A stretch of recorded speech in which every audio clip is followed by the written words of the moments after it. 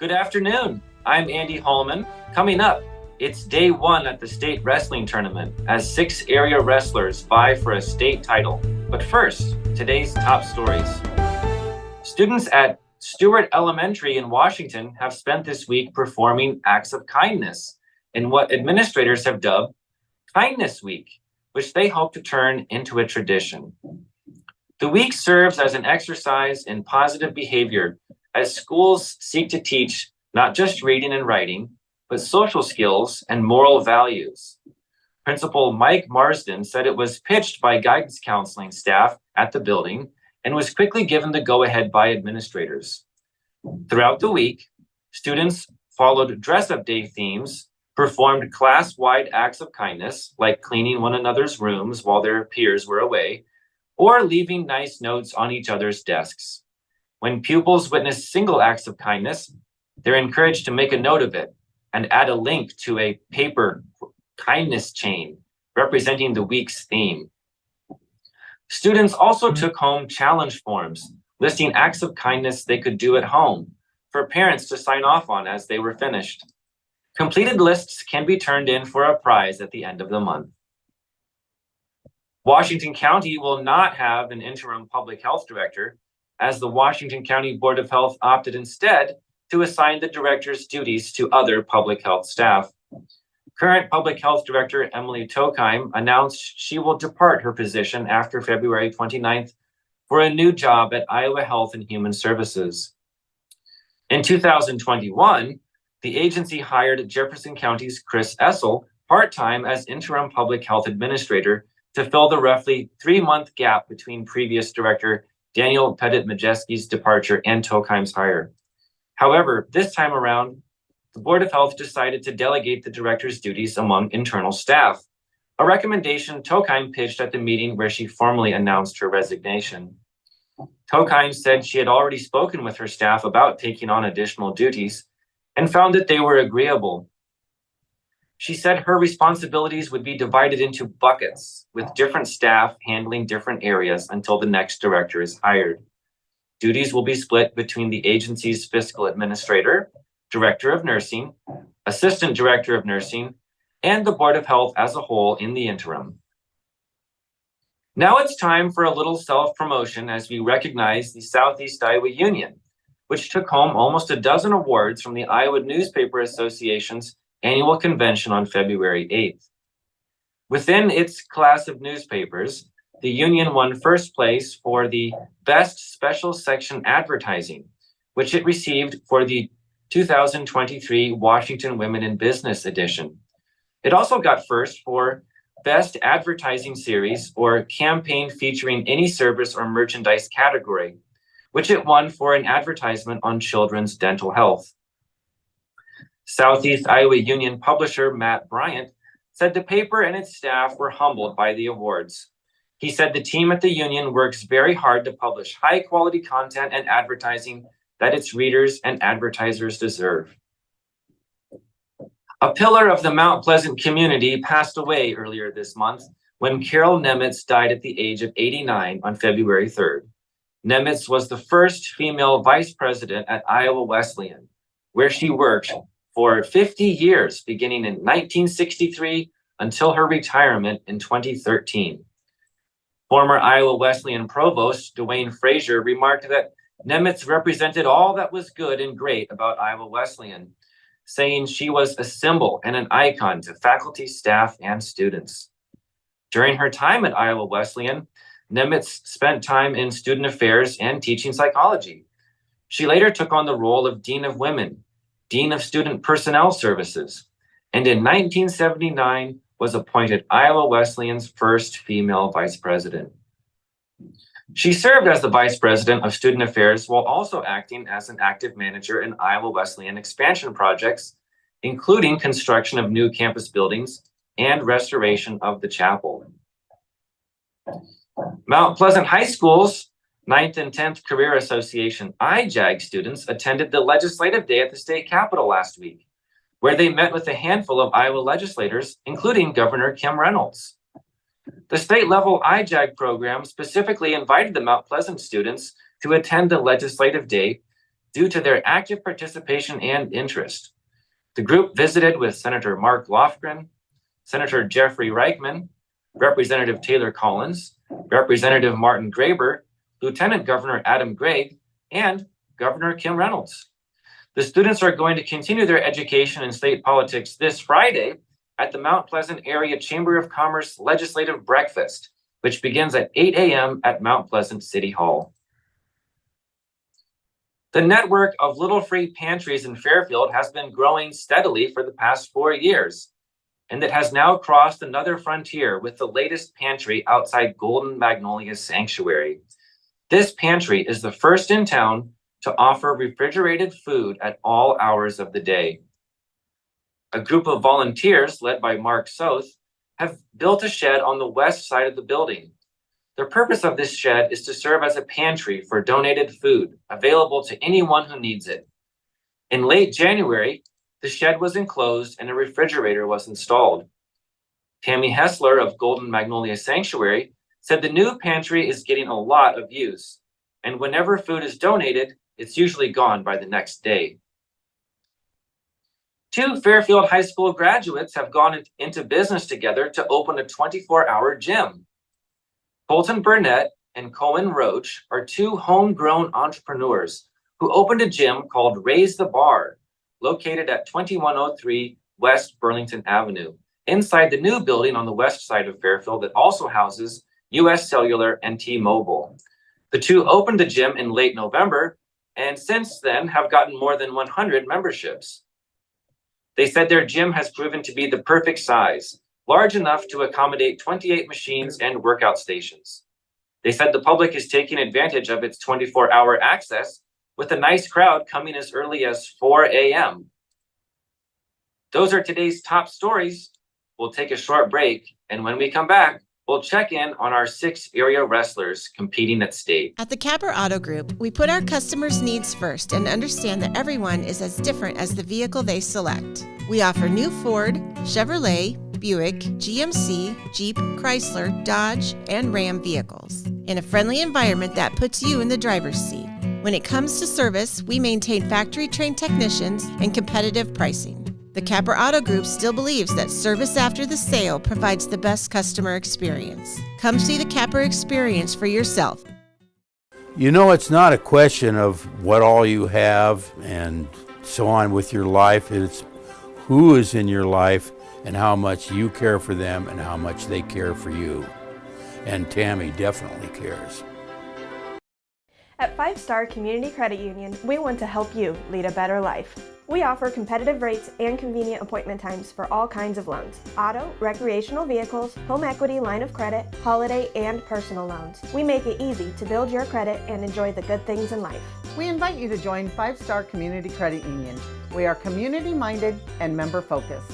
Come visit our locations in West Burlington and Mount Pleasant or online at 5starcu.org. Federally insured through the NCUA, Equal Housing Lender.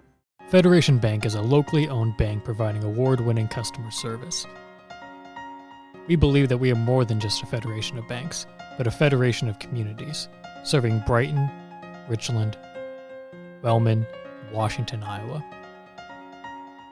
Federation Bank's highly skilled staff is here to make sure you are able to accomplish your personal and professional goals, whatever they may be. Federation Bank, your family bank. Attention Hy-Vee shoppers, introducing Hy-Vee Perks, your ticket to exclusive savings and rewards. Access exclusive perks, prices, earn gas discounts, and unlock special deals. All this for free. Join Hy-Vee Perks today and start saving. I met Tammy about 20 years ago when her daughter was in Special Olympics and I was coaching. Told me that she was into doing senior benefits. We became even closer friends. She cares about everybody, especially the seniors. So call her. Hello and welcome back to Newsbreak. This is your sports editor, Andy Kretzinger, here with your sports report for February 15th, 2024. Happy Valentine's Day yesterday, everyone. We started the state wrestling tournament in Des Moines. It's a 4-day tournament, starts Wednesday morning. And every state wrestler was in action yesterday, and 6 of our state wrestlers are still alive for a state championship in Class 2A. Fairfield's Kale McCabe at 106, Washington's Aaron Boone at 132, and Columbus Winfield Mount Union's Russell Coyle at 285 all made it to the quarterfinals, which are today, Thursday. That might be after you're watching this. Those brackets can be found on Track Wrestling or on our Twitter at Union Sports page. We give updates. In Class 1A, Waco's Gage Samo and Loudon Housingay both move on. Samo at 113, Housingay at 190. They both got a pair of wins. And Luke Guzman of Highland was 2-0 as well. We had some other wrestlers that got wins but are not in the winner's bracket anymore. Kason Miller and Dane Burkhart of Fairfield both got wins. Ty Scorpel and Kason Doppler of Columbus WMU both got wins.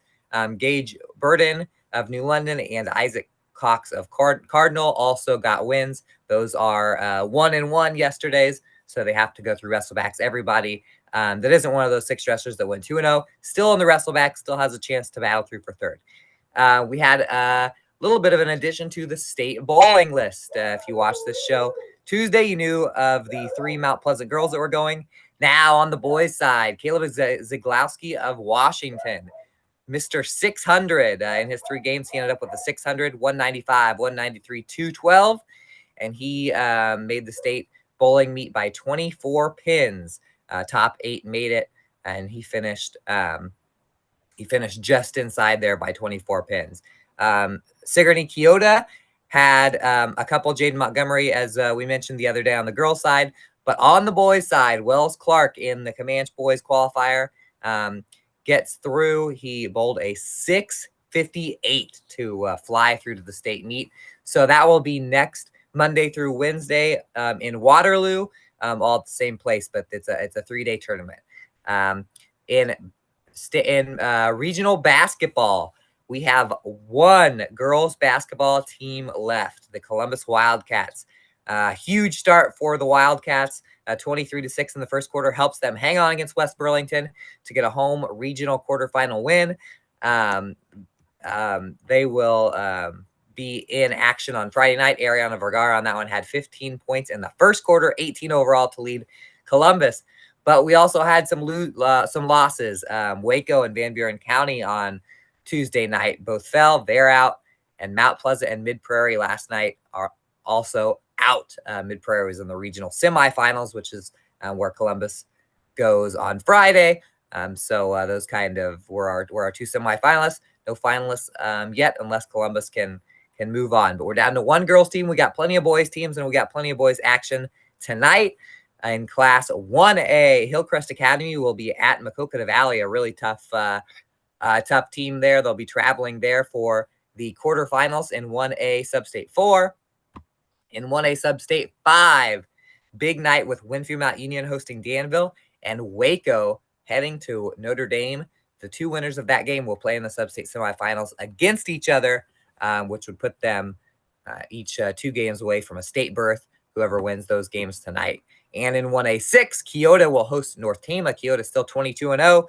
Same situation. They're in the quarterfinals tonight. A win will pit them against Gladbrook, Rhinebeck, or Belle Plaine at Benton Community School. By the way, those are on the 20th, those sub-state semifinals. And then 4 days later will be the sub-state final. And in 2A, we've got Mid-Prairie. After beating Cardinal the other day, knocking out the Comets, they will travel to Eddyville, Blakesburg, Fremont schools for the Class 2A Sub-State 5 quarterfinals. A win for Mid-Prairie would put them in Oskaloosa against either Pella Christian or Albia. So we have a group of boys teams tonight. We'll see how everyone does. We don't have any union battles as far as union team versus union team. So we could have everyone still in. We could have nobody still in. We'll find out tonight. Stay with the at Union Sports page Twitter tonight for updates, and obviously SoutheastIdahoUnion.com to get the stories before they hit the paper for your sports. That is all for the sports report today. When we get back, we will give you your obituaries. In the heart of rural Iowa, where community matters most, the connections we make are made to last. Meet KCTC, your hometown internet, phone, and TV provider. At KCTC, we're not just about technology, we're about people. Our dedicated team are your neighbors, committed to bringing you top-tier services right where you live. We believe in giving back to the community that raised us. Experience the power of a real connection with KCTC. Join us in building a stronger, more connected Southeast Iowa. Step back in time and create unforgettable memories of the 2024 Midwest Little Threshers Reunion. Gather the family and immerse yourselves in the nostalgic charm of steam engines, antique cars and trucks, tractors, gas engines, and the horses. Whether it's the savory delights from the North Village, to the log cabin, or the unforgettable concerts, this is where memories are crafted. Plan now to bask in the history of the past from August 29th to September 2nd in Mount Pleasant. Visit oldthreshers.com for details. Don't miss this chance to make timeless memories.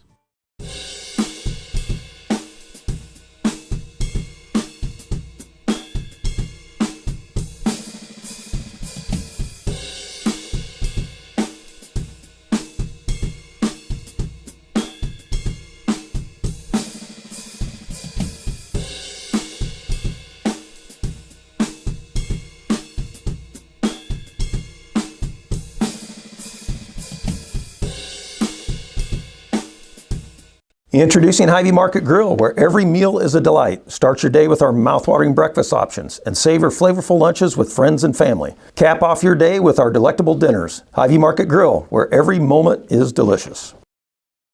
Washington County Hospital and Clinics, providing quality health care that puts you first.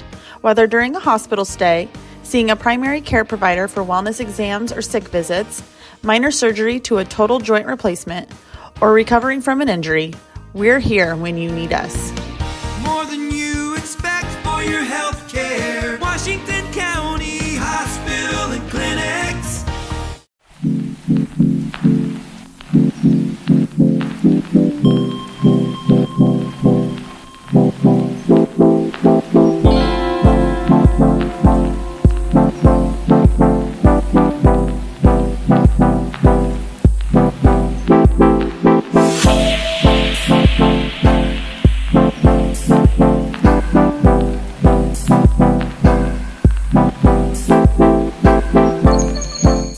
Welcome back to Newsbreak. It is now time for your obituaries. Howard Richard Jones of Cotter passed away on February 14th at the age of 97. Jacelyn Deline Miller of Davenport passed away on February 6th at the age of 90. Celebration of Life services will be held at 10:30 a.m. March 2nd at the Jones and Eden Funeral Home in Washington. Norma Lee Bauman of Fairfield passed away on February 12th at the age of 67. Mary C. Hainline of Fairfield passed away on February 11th at the age of 64. Gary M. Lease of Fairfield passed away on February 2nd at the age of 82. Memorial services celebrating his life will be held at 2 p.m. February 17th at Benner Funeral Home in Fairfield. Betty Ruth Fritchen of Richland passed away on February 10th at the age of 82. Graveside funeral service will be held at 11 a.m. February 16th at the Richland Friends Cemetery. Clement Jr. Griffith of Washington passed away on February 10th at the age of 93. Funeral services will be held at 2 p.m. February 17th at the United Presbyterian Church in Washington. That is your news for Southeast Iowa. I've been your host, Alex Snyder. This has been your news break, and I will see you next time.